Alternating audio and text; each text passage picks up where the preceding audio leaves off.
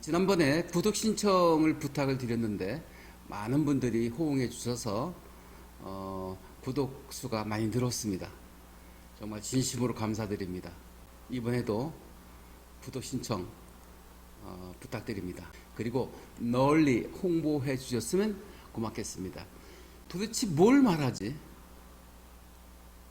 세상을 살아가다 보면 갑자기 인사말을 해야 된다든지 아니면 어떤 제안을 해야 된다든지 아니면 많은 이들과 소통하고 대화를 나눠야 될 경우 도대체 뭘 가지고 말해야 될지 모르는 경우가 왕왕 있습니다. 말하다 보면 말문이 막히거나 단어가 생각이 나지 않는 경우도 있고요. 또 말할 거리가 없다는 분들도 많이 있습니다. 여러분, 이 모두의 답은 압축된 키워드로 말하라는 것입니다. 뭐로 말하라고요? 압축된 키워드. 중심 단어를 찾아서 그 중심 단어로 말을 풀어가라는 뜻이 되겠습니다. 소도 비빌 언덕이 있어야 힘쓴다는 말이 있는데요.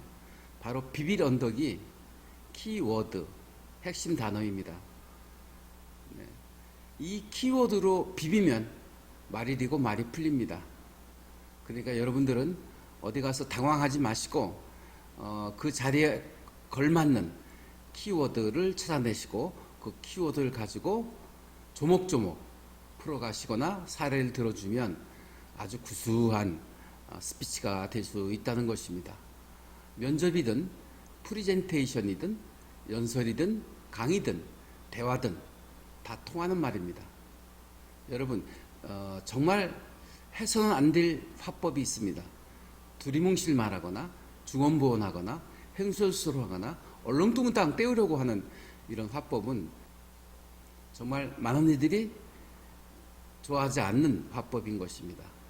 두리뭉실 말을 한다는 것은 핵심이 없다는 것입니다. 핵심 키워드가 뭡니까? 키워드를 찾아내십시오. 중언부언, 논리가 닿지 않는다. 3단 논법으로 말을 할 수 있겠죠? 서론, 본론, 결론. 저는 이거를 생선 토크라고 합니다. 머릿말, 몸통말, 꼬릿말 이렇게 정리하는 것도 논리적으로 말을 풀어가는 방법이 될 수 있겠습니다. 행설설, 앞뒤가 맞지 않는 이런 말을 하는 사람들이 왕왕 있습니다. 도대체 말은 많은데 핵심이 없습니다. 앞뒤가 맞지 않습니다. 신뢰가 가지 않죠. 그리고 설득력이 없습니다. 그리고 얼렁뚱땅 얼버무리려고 하는 분들이 있습니다. 진정성 결여입니다. 말해서 최고의 무기는 프랭크, 솔직함입니다. 솔직함이란 다시 바꿔서 말하면 진정성입니다. 진실된 말을 해야 되는 것입니다. 가식적인 말, 거짓말은 바로 들통이 나기 마련인 것이죠. 인격에 손상이 가는 것입니다. 핵심을 잡아 논리적으로 앞뒤를 분별해서 진정성 있게 말하는 방법은 바로 압축된 키워드를 가지고 그 키워드를 풀어내는 것입니다. 최근에 라이언스 클럽 총재를 만났습니다. 윤준호 총재입니다. 47입니다. 최연소로 총재를 했습니다. 21년 전에 제가 윤준호 대표 결혼식에 주례를 받습니다. 그런 인연으로 21년 동안 함께하고 있는데요. 윤준호 대표는 박사학위, 석사학위, 학사학위가 여러 개 됩니다. 왜 그렇게 치열하게 공부했느냐고 물어보니까 깜볼까봐 그랬다고 합니다. 무슨 피해의식이 있나. 아무튼 간에 치열하게 공부를 했습니다. 그래서 그런지요, 화력이 대단합니다. 말펀치가 아주 천하를 휘두를 수 있을 정도의 그런 말펀치력을 가지고 있습니다.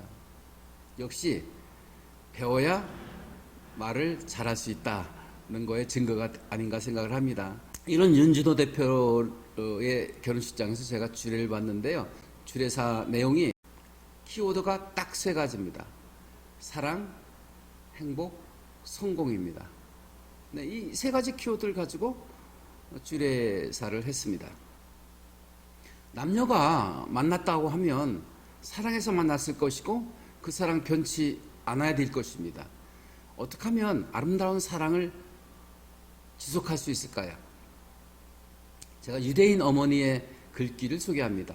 유대인 어머니는 결혼한 딸아이에게 이런 편지글을 보냈습니다. 사랑하는 내 딸아, 결혼하게 되거든 네 남편을 왕자처럼 모셔라. 그러면 너는 당연히 왕비가 될 것이다.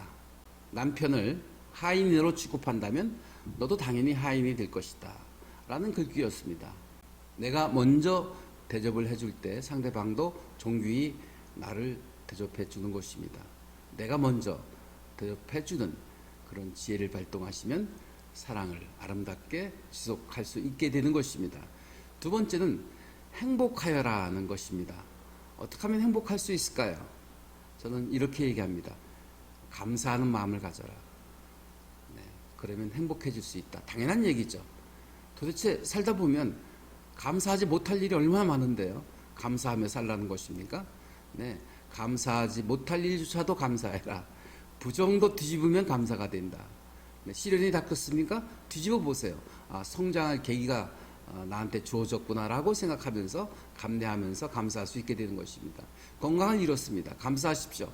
잠깐 쉬었다 가는 것으로 생각하면서 건강을 돌보면 또 장수하는데 밑거름이 될 수 있는 것 아니겠습니까?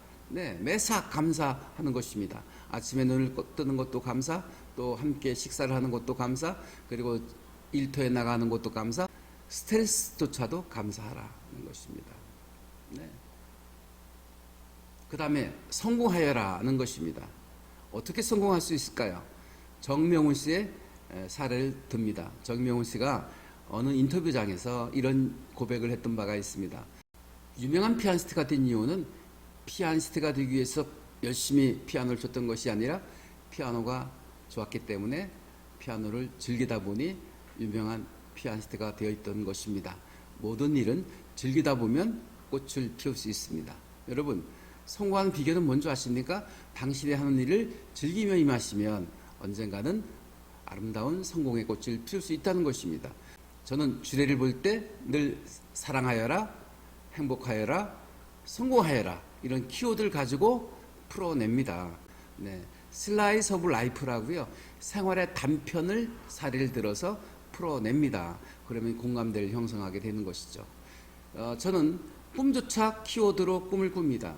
키워드로 생각하고 키워드로 말하고 키워드로 글을 쓰고 그리고 꿈도 키워드로 꿈을 꿉니다. 이처럼 키워드로 중심을 잡는 습관을 갖게 되면 삶이 편안해집니다. 쉬워집니다. 네, 단조로워집니다. 간결해집니다. 그리고 더 중요한 것은 개념이 확실히 잡힙니다. 네, 사랑 개념이 잡히는 거 아니에요. 서로 바라보면 즐거워지는 그런 아름다운 사랑, 네, 보고 또 보아도 보고 싶은 사랑, 개념이 스스로 잡히는 것입니다. 개념 없는 말을 하는 사람들이 있죠. 도대체가 개념이 있는지 없는지 모르겠습니다. 가까이 하고 싶지 않은 사람 중에 하나가 개념 없는 사람입니다. 분별력이 없다는 것이죠. 네, 개념을 정립하려면 핵심 키워드를 찾아내시면 되겠습니다. 키워드에 압축된 내용을 담아서 풀어내면 폭발력을 갖게 합니다. 여러분, 강냉이 튀기는 거 보셨죠? 압축해서 뻥 튀기면 그 폭발력이 대단합니다. 이렇게 폭발력을 갖게 하는 것은 압축된 키워드로 풀어내는 것입니다. 말을 잘하고 싶으십니까? 키워드로 핵심을 잡아서 풀어내는 것입니다. 오늘은 여기까지입니다. 고맙습니다.